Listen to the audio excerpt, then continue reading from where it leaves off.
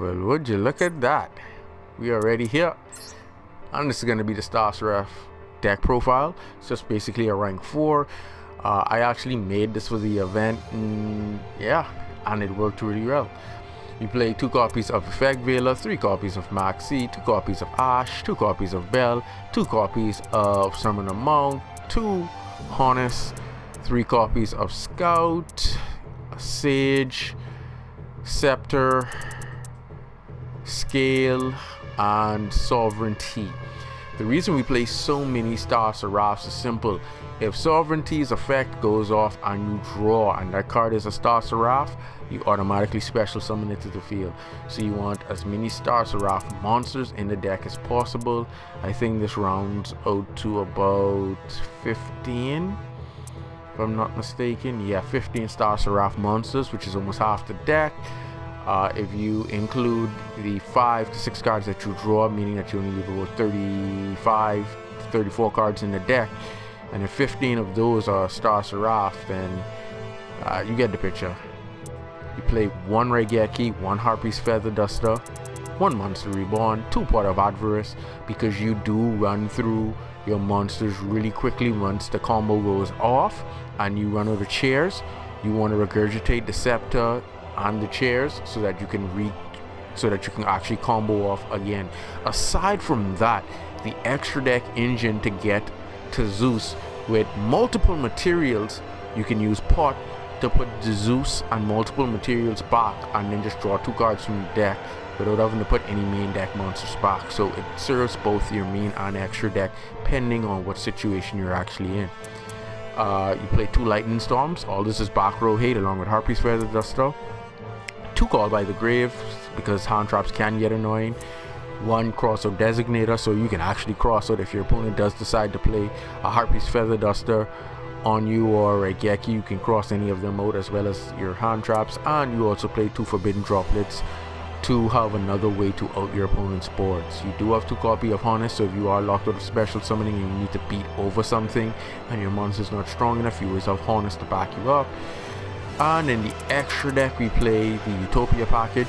We play 1 Utopia as well as, skip over those, Utopia Prime, because you can also use its effect. You can spend those life points to destroy as many special summon monsters as your opponent controls to attempt an OTK, and then you can go straight into the Lightning if need be. You also play 1 copy of number 102 Star Seraph Sentry. You can make this guy, if you have Chain Hand, shares effect will trigger special summoning itself, and you can continue to extend like that. You can also make the 104 Masquerade, and what this does is if an opponent's monster effect activates during the battle phase, you can detach a material, negate the activation, and if you do, you can inflict 800 points of damage to the opponent. Also, you can send the top card of your opponent's deck to the graveyard. You don't need to detach a material for that. You play 1 Extinction Knight, so if your opponent does have an overwhelming advantage, you can just blow all of it up, attack, and go into Zeus would have 2 materials if you do it that way. 1 Ragnar Zero, so if your opponent does have a high or a monster would attack is altered, you can pop it and draw a card. 1 Deltros, this card pays dividends and is excellent against trap tricks.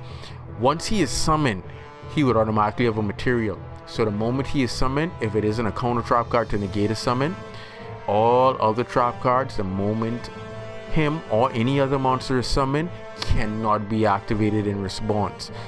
So if you make this guy using Scepter, what happens is when Scepter's effect triggers on his summon, your opponent face downs cannot even respond.